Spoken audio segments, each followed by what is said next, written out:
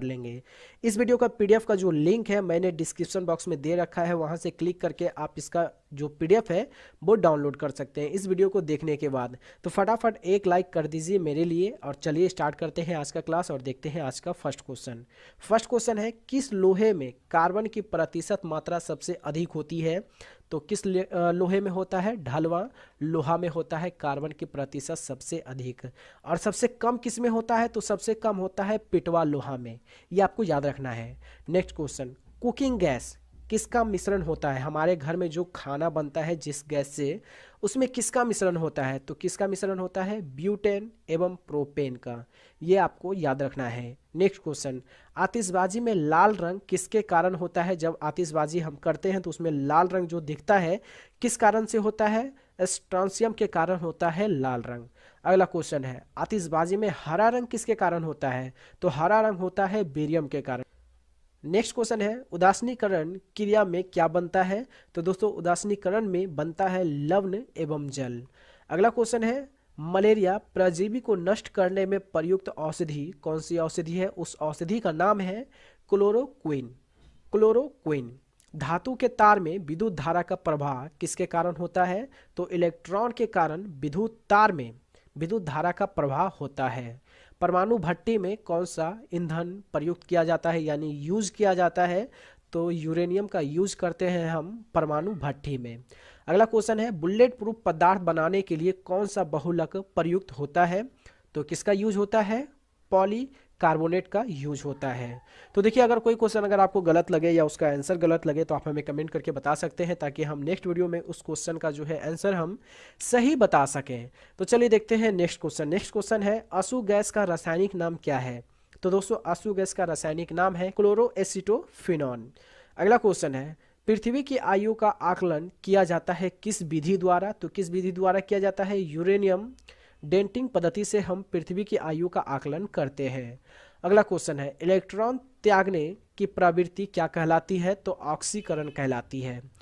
Protein के संश्लेषण कहाँ होता है? तो प्रोटीन के संश्लेषण होता है राइबोसोम पर। राइबोसोम पर।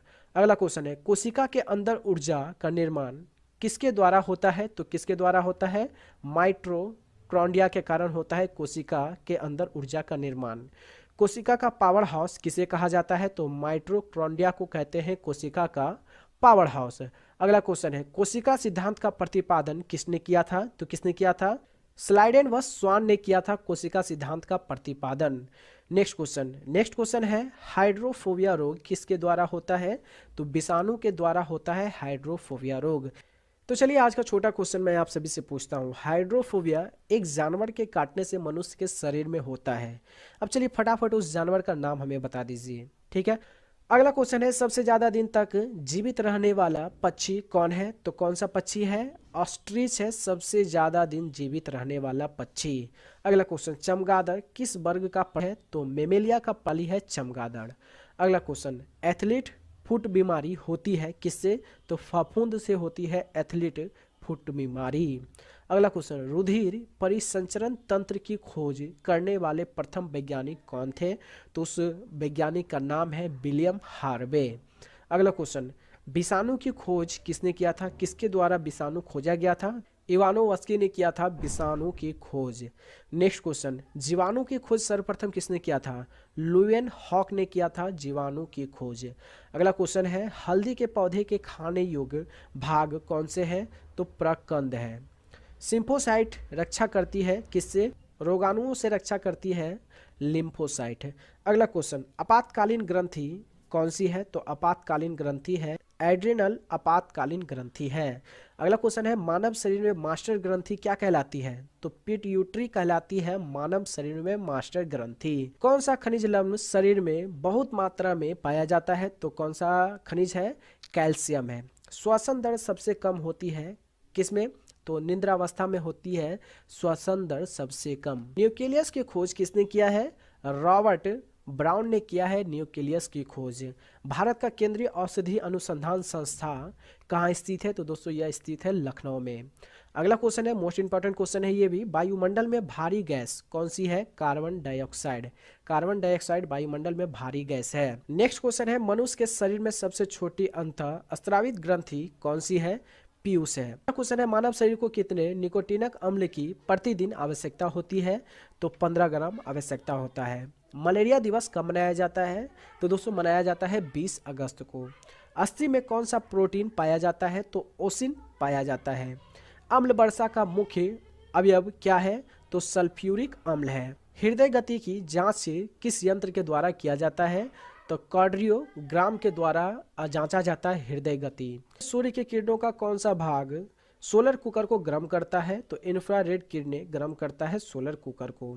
नेत्रदान में नेत्र के किस भाग को दान किया जाता है? तो कॉर्निया को दान किया जाता है। अगला क्वेश्चन है, लीवर में भविष्य के लिए कौन सा विटामिन भंडारित होता है? तो विटामिन ए। और विटामिन ए का सबसे अच्छा स्रोत है गाजर। तो चलिए एक और क्वेश्चन आप मुझे बता ही दो, लास्ट क्वेश्चन।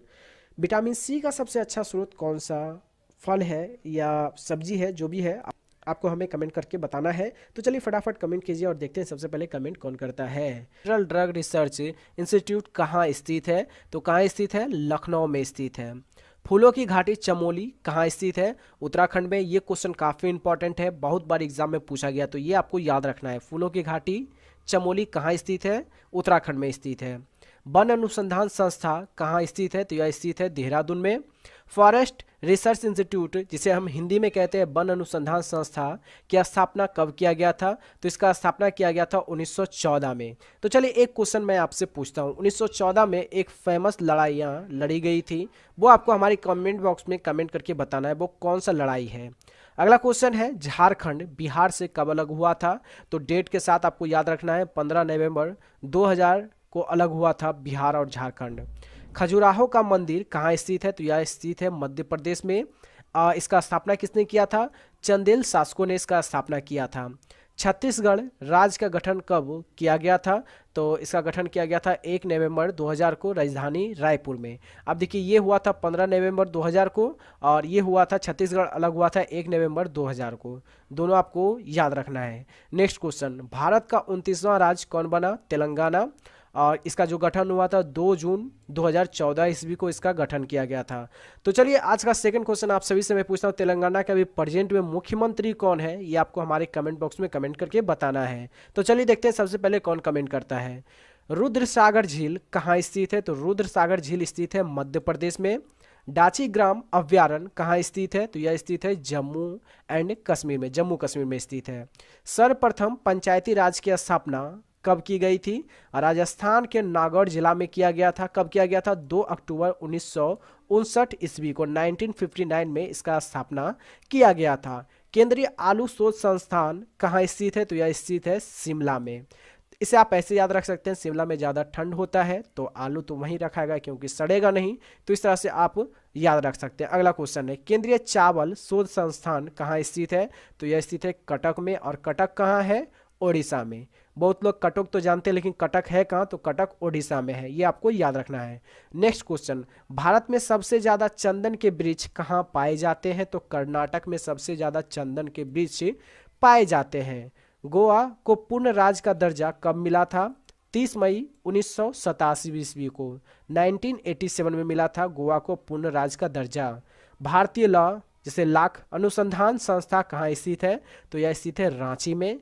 केंद्रीय गन्ना अनुसंधान संस्था कहाँ स्थित है? तो यह स्थित है कोयम्बटूर तमिलनाडु में। अब देखिए कोयम्बटूर तो हमें मालूम होता है कि हाँ कोयम्बटूर केंद्रीय गन्ना अनुसंधान संस्था का वहाँ स्थित है, लेकिन कहाँ ये? तमिलनाडु में स्थित है, ये भी आपको याद रखना है। नेक्स्ट क्वेश्चन है, दुधवा राष्ट्रीय उद्यान कहाँ स्थित है? तो दुधवा राष्ट्रीय उद्यान है उत्तर प्रदेश में स्थित है। तो दोस्तों अगर इस सेशन में कोई भी क्वेश्चन अगर आपको गलत लगे कि इस क्वेश्चन का आंसर ये होना चाहिए, तो आप हमें कमेंट करके ज़रूर बताएं ताकि हम नेक्स्ट सेशन में उस क्वेश्चन को सही कर सकें। अगर कोई भी क्वेश्चन गलत लगे दोस्तों तो फटाफट आप कमेंट करके हमें ज़रूर बताओ। और हमारा जो भी सेशन होता है उसमें नो बकवास, ओनली क्वेश्चन एंड आंसर, ठीक है? तो आप सब लोग आराम से देखें और याद करें एक क्विक रिवीजन के साथ है। नेक्स्ट क्वेश्चन है, भारत का प्रथम इस्पात कारखाना कहाँ स्थापित हुआ था? जमशेदपुर में। कब हुआ था? 1907 ईस्वी में। और किसने किया था?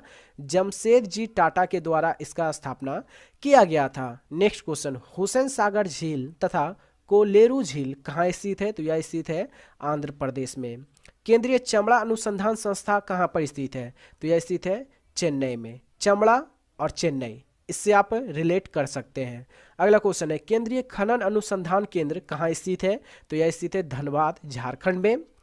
भारत का स्विट्जरलैंड कहा जाता है किसको? तो कश्मीर को कहा जाता है भारत का स्विट्जरलैंड। उकाई परियोजना कहाँ स्थित है? तो उकाई परियोजना है गुजरात में स्थित।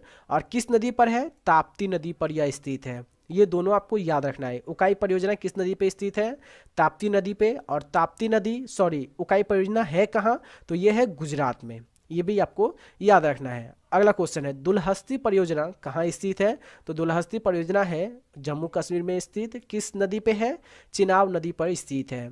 उज्जैन कहाँ स्थित है? तो उज्जैन स्थित है क्षिप्रा नदी के किनारे। उज्जैन क्षिप्रा नदी के किनारे स्थित है। शेरशाह का मकबरा कहाँ पर स्थित है? तो शेरशाह का मकबरा स्थित है सासाराम। और सासाराम कहाँ है? सासाराम है बिहार में। नर्मदा नदी उद्गम स्थल, नर्मदा नदी का उद्गम स्थल है अमरकंटक। सर्वाधिक बहती है किस राज्य में? तो मध्य प्रदेश में बहती है सर्वाधिक। तो चलिए, मध्य प्रदेश जब आ ही गया तो इससे रिलेटेड एक क्वेश्चन और मैं आपसे पूछ लेता हूं। अभी मध्य प्रदेश का सीएम और गवर्नर कौन है? ये दोनों आपको हमारे कमेंट बॉक्स में कमेंट करके हमें बताना है। तो चलिए फटाफट 3 क्वेश्चन का आंसर हमने पूछा है। 3 क्वेश्चन का आंसर हमें चाहिए और देखते हैं सबसे पहले आंसर कौन करता है। नेक्स्ट क्वेश्चन है, कान्हा राष्ट्रीय उद्यान कहाँ पे स्थित है? तो दोस्तों, कान्हा राष्ट्रीय उद्यान स्थित है मध्य प्रदेश में।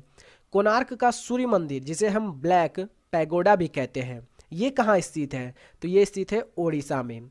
भारत का सबसे प्राचीन तेल क्षेत्र कौन सा है? डिगबोई है।